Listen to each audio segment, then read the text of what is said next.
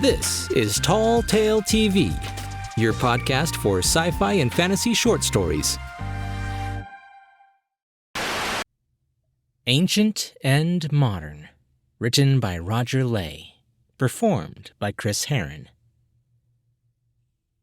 The White Witch was in her garden, lifting combs from the beehive when the deputation from the Old Uns arrived.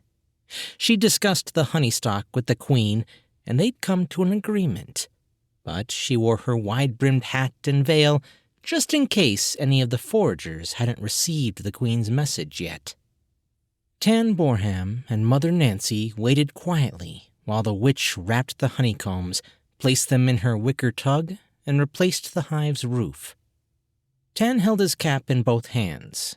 He bowed respectfully, and Nancy curtsied as the witch walked over, pushing back her veil and passing the back of her hand over her forehead.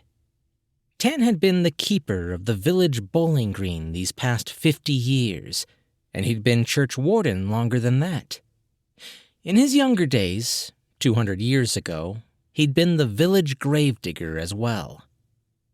Old Mother Nancy had lived in the village time out of mind, and, like the witch, could remember the oldest part of the flint church being built 600 years ago to replace the ancient wooden one. The witch recalled that there had been some sort of romantic incident at the time.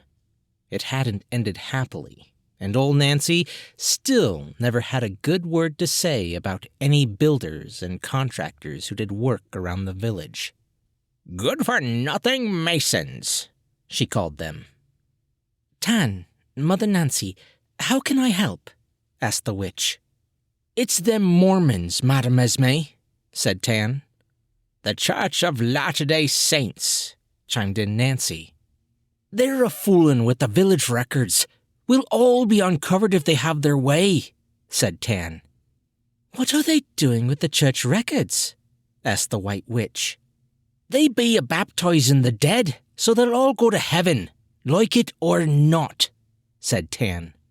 "There's one of them in the church now, along with his infernal electric computer tater," said Nancy. "They mean to do it all over the country, and what a pickle we shall be in then." "Surely, if they're in the parish records, then people have already been baptized," said the witch. "Maybe it's the wrong sort of baptism," said Nancy. "Newfangled nonsense, computers and the like," said Tan. "The trouble is that some of us was baptized hundreds of years ago, and these here Mormons will find out, and then the cat'll be out of the bag for us old uns. The modern folk will find we're living among them, and who knows what the end'll be." "How many old uns are there in the parish?" asked Mother Nancy. "Well," said Tan, "there's 6 in the almshouse at the moment, then there's 4 in the cottages down Pound Lane, 2 on Laundry Loke, including me, Mother Nancy here living next to the village stores, and, of course, there's Becky as runs the tea rooms. She's the youngest of us, barely over 100. "And don't look a day over 30, much like yourself, madam," said Mother Nancy. "How many will appear in the parish records, though?" asked the witch.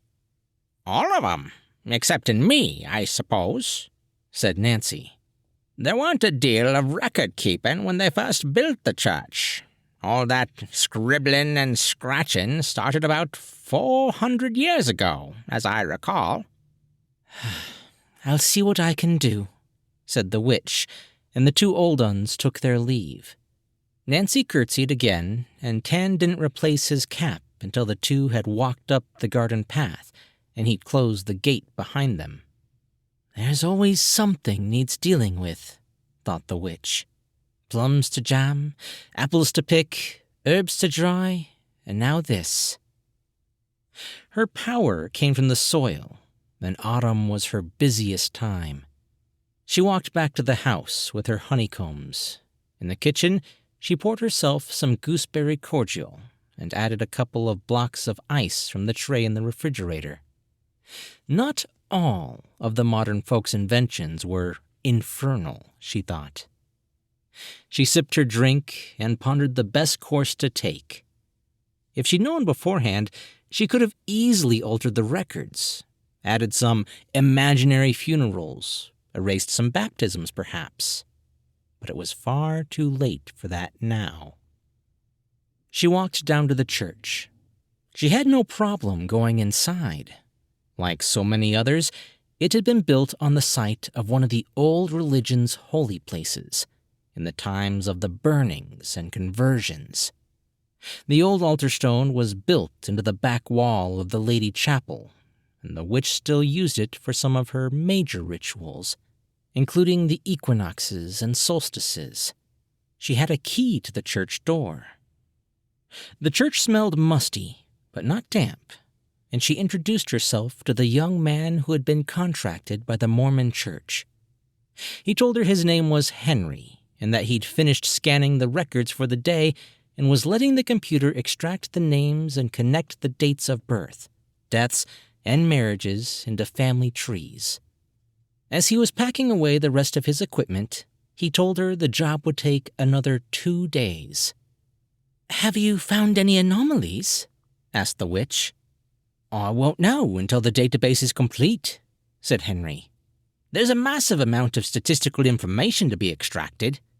The Church of Latter-day Saints will be making it available as part of their agreement with the Church of England. Death rates, lifespans, infant mortality, fertility, causes of death." He was quite animated and obviously enjoyed his work. While they talked, the White Witch surreptitiously probed the workings of his computer. She was surprised at the simplicity of its function.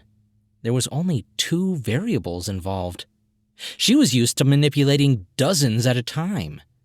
She changed some knots to ones, and magically, the old un's records disappeared from the device. She made her excuses and left.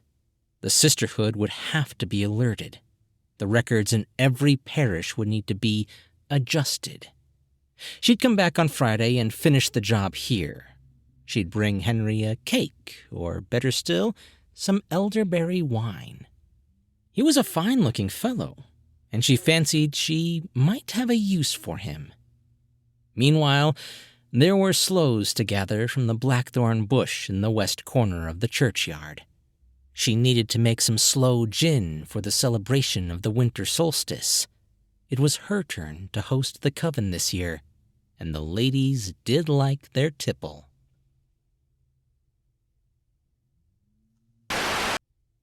Ancient and Modern is one of the stories in Roger Ley's speculative fiction collection, Dead People on Facebook, which has recently been republished with 10 new stories in it. Roger also recently released a brand new techno-thriller novella called The Muslim Prince, now available on Amazon Kindle. It's an alternative history that hinges on futuristic surveillance techniques and what might have happened if Princess Diana hadn't died.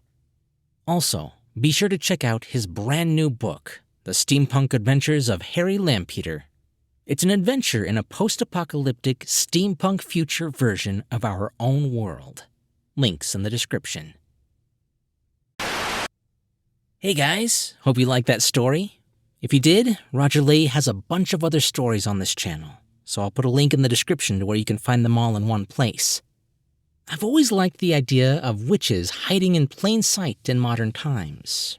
Whether they're using their magics for good or evil, mischief always comes with it. It always makes me think of some of the stories I read as a kid, or even movies like The Witches or Hocus Pocus. Anyway, I hope you guys liked it. If you did, be sure to leave a comment or a thumbs up if you're listening on YouTube or Facebook. Or if you're listening to the podcast version, I really appreciate it whenever anybody gives me a review on iTunes, or Apple Podcast as it's now called. It really does help the channel. And of course, be sure to subscribe so you can get more short stories. I'm Chris Herron, and that's it for today's Tall Tale TV.